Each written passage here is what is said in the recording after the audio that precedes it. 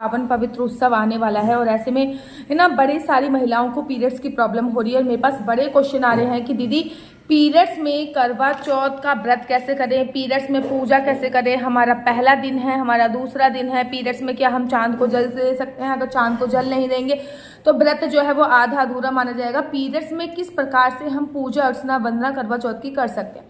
देखिए, पहली बात तो शास्त्रों में जो पीरियड्स का विधान है वो 3 दिन का है, ठीक है ना। शास्त्रों में उसको त्रिदिवसीय महामारी के नाम से संबोधित किया गया है। 3 दिन का शास्त्रों में पीरियड्स का विधान है। लेकिन हाँ, ये कलयुग है, कलयुग में पीरियड्स जो हैं आगे पीछे होते रहते हैं। बहुत महिलाओं को गलत खान पान की वजह से पीसीओडी की प्रॉब्लम है, किसी के 4 दिन आ रहे हैं, किसी के 5 दिन आ रहे हैं, किसी किसी के 7 दिन आ रहे हैं, ठीक है ना। शास्त्रों में 3 दिन का विधान है। अगर आपको 3 दिन तक पीरियड्स आते हैं तो चौथे दिन आप बाल धो के 5वें दिन पूजा अर्चना वंदना कर सकते हो, ठीक है ना। लेकिन अगर आपको 5 दिन पीरियड्स आते हैं तो आपको छठे दिन बाल धो के 7वें दिन से पूजा अर्चना वंदना करनी चाहिए। शास्त्रों में 3 दिन का ही विधान शास्त्रों में कहा गया है। 3 दिन के बाद चौथे दिन भी अगर आप शुद्ध होते हो तो बाल धो के पूजा अर्चना वंदना कर सकते हो। अब अगर पीरियड्स का पहला दिन है, दूसरा दिन है, या फिर आपके पीरियड्स 5-6 दिन आते हैं तो ऐसे में पूजा अर्चना वंदना कैसे करेंगे? ऐसे में आपको सुबह सुबह उठना है, पानी में कुछ ना कुछ डाल के स्नान करना है। गंगा जल को अवॉइड करके बाकी आप कुछ भी डाल सकते हैं, जैसे कि दूध डाल सकते हैं, जैसे कि नींबू डाल सकते हैं, जैसे कि आंवले का रस डाल सकते हैं, क्योंकि बड़ा दिन है, ठीक है ना, बड़ा ओकेशन है। तो आंवले का रस डाल के आपने स्नान कर लिया। स्नान करने के बाद आपने धुले हुए कोई भी वस्त्र पहने, ठीक है ना, क्योंकि शाम की पूजा के वक्त नए वस्त्र पहने जाते हैं। धुले हुए कोई भी वस्त्र पहने और आपने संकल्प अवश्य लेना। अब संकल्प लेने के लिए मंदिर के पास जाना पड़ेगा, तो आपको मंदिर के पास नहीं जाना। संकल्प आप 2 तरीके से ले सकते हैं, क्योंकि व्रत में बिना संकल्प लिए पूजा अर्चना वंदना अधूरी मानी जाती है। तो अगर आप करवा चौथ के व्रत में संकल्प ही नहीं लोगे तो आपका जो व्रत है वो आधा अधूरा ही माना जाएगा। इसलिए संकल्प बहुत ज्यादा जरूरी है। अब संकल्प कैसे लेना है, सबसे पहले मैं उसकी विधि बताती हूँ। सबसे पहले आपको अपने हाथ में, मंदिर में नहीं जाना है, कोई भी कमरे में आप बैठ के संकल्प ले सकते हो। थोड़े से चावल ले सकते हो, चावल के साथ 1 या 2 का सिक्का ले सकते हो।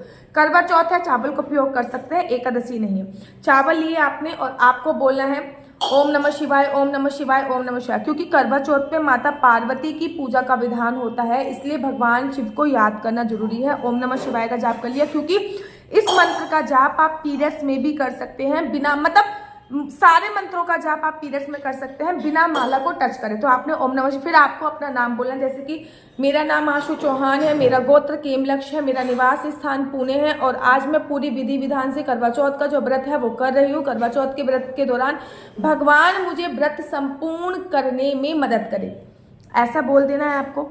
ऐसा बोलकर आपको ये सारा के सारी जो सामग्री है, जो पैसे हैं, उसमें 10-12 रुपए और मिला के या थोड़े से पैसे और मिला के किसी गरीब को दान कर दीजिए, क्योंकि करवा चौथ पे दान का भी विशेष महत्व है। जो चावल है वो आप पक्षियों को डाल सकते हैं। तो आपका संकल्प हो गया, ना तो आप मंदिर में गए, ना आपने मंदिर की किसी भी चीज को स्पर्श किया, लेकिन आपका संकल्प जो है वो फिलफिल हो गया। अब बात आती है कि दीदी पूजा कैसे करें, क्योंकि करवा चौथ पे करवा एक्सचेंज करने की, करवा मैया की पूजा अर्चना वंदना करने की बहुत बड़ी महिमा होती है। अब पूजा क्या, अगर आपके घर में कोई छोटा सा बच्चा है तो आप उससे करवा एक्सचेंज जरूर करवाइए। माता पार्वती से अपना करवा जरूर एक्सचेंज कीजिए। कोई भी छोटा सा बच्चा, अगर कोई भी छोटा बच्चा नहीं है तो आप अपने हस्बैंड से भी करवा एक्सचेंज करवा सकते हैं, ठीक है ना। करवा एक्सचेंज करवा, अगर आप जेठानी के साथ रहते हैं, नंद के साथ रहते हैं या फिर सासू माँ के साथ रहते हैं तो उनसे भी करवा एक्सचेंज करवा सकते हैं। किसी भी व्यक्ति से करवा एक्सचेंज कराते हैं, इंक्लूडिंग टू हस्बैंड। तो करवा एक्सचेंज आपने करा दिया। अब बात आती है कि कथा कैसे सुने।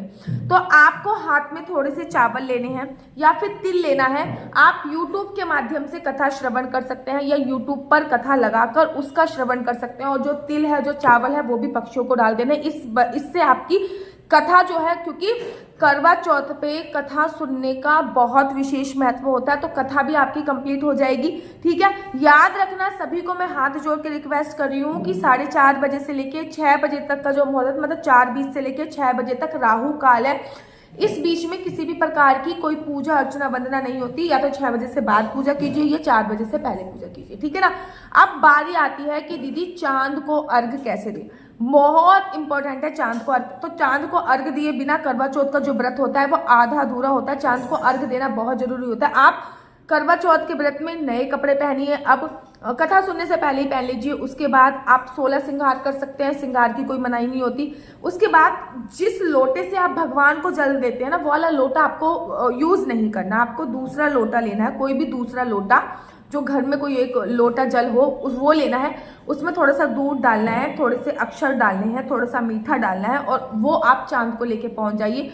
चांद को आपको जल देना है और चांद को जल देने के बाद वहीं पे खड़े होके हाथ जोड़ के चांद की 7 परिक्रमा करिए, ठीक है ना। जिस लोटे से आप रेगुलर पूजा अर्चना वंदना करते हैं उस लोटे को स्पर्श नहीं करना। दूसरा लोटा लेके आप चांद को जल दे सकते हैं, कोई भी मनाही नहीं। ना तो आप चांद को स्पर्श कर रहे हो ना, और वहीं पे खड़े होके चांद की पूजा अर्चना वंदना कर सकते हैं, ठीक है ना। अब जो भी आप करवा चौथ के व्रत के लिए दीदी अगर हमारे पीरियड्स हैं तो करवा चौथ का खाना बना सकते हैं। डेफिनेटली आप करवा चौथ का खाना बना सकते हो, जो भी आपके घर के हिसाब से रूल्स रेगुलेशन के हिसाब से खाना बनता है, ठीक है।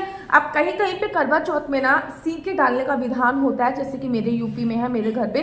तो करवा चौथ में आप चांद की पूजा करते वक्त वो सीके जो है वो भी डाल सकते हैं, कोई भी परेशानी नहीं है। बस पूरी परेशानी आती है कि करवा कैसे एक्सचेंज करें, क्योंकि करवा मैया की पूजा होती है और करवा में 5 तत्व विराजमान होते हैं, क्षिति जल पावन गगन समीरा पंचरत्न ये अधम शरीरा।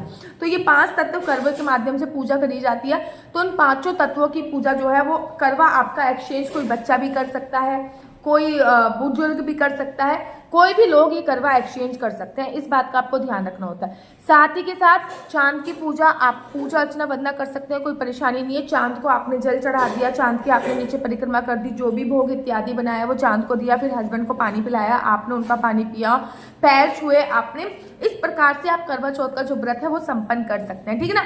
याद रखिए, अगर आपके व्रत का चौथा दिन और तीसरे दिन आप फ्री होते हो तो चौथे दिन बाल धो के पूजा अर्चना वंदना कर सकते हो। लेकिन अगर व्रत आपका तीसरा ही दिन है या दूसरा दिन है या पहला दिन है तो आप फिर बाल नहीं धोगे और आप फिर पूजा अर्चना वंदना जो मैंने आपको विधि बताई है उस विधि से ही आपको करनी है। घर पे हस्बैंड भी नहीं है, कोई भी नहीं है, तो सिंपल सा एक नियम बांध लीजिए कि आप अपने हस्बैंड से भी करवा जो है वो एक्सचेंज करा सकते हैं, ठीक है ना। तो पीरियड्स में करवा चौथ का व्रत आपको कुछ इस प्रकार से करना है। करवा चौथ के व्रत में दान की बहुत बड़ी महिमा होती है, तो दान दीजिए अपने हस्बैंड के नाम पे जितना दान कर सकते हो। और साथ ही के साथ भगवान शिव के मंत्रों का जाप कीजिए, क्योंकि माता पार्वती और भगवान शिव की ही पूजा का विधान करवा चौथ में होता है। अगर आप लोग अपनी कुंडली मुझसे दिखवाना चाहते हैं, अपने हस्बैंड की कुंडली दिखवाना चाहते हैं, बच्चों की कुंडली दिखवाना चाहते हैं, तो नीचे मेरा नंबर दिया हुआ है। आपका बच्चा जॉब करेगा या बिजनेस करेगा, बिजनेस करेगा तो किस क्षेत्र में जाएगा, जॉब करेगा तो किस क्षेत्र में जाएगा, आपका लकी नंबर, लकी कलर कौन सा है, ये सभी जानकारी मैं आपको कुंडली के माध्यम से प्रोवाइड कराती हूँ। आपको केवल और केवल मुझे डेट ऑफ बर्थ भेजनी होती है।